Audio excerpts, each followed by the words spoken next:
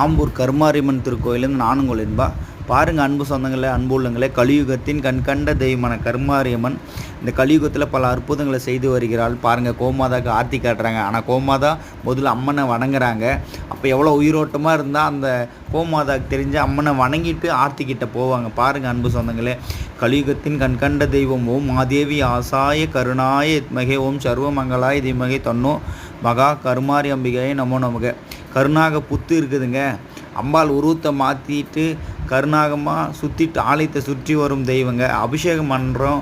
அபிஷேகத்தில் அந்த கண்வீலி பாருங்கள் எவ்வளோ அழகழகாக திறக்கும். நாங்கள் ஒவ்வொரு வாட்டி மெய் செலுத்து போகிறோம் அன்பு உள்ளங்களே.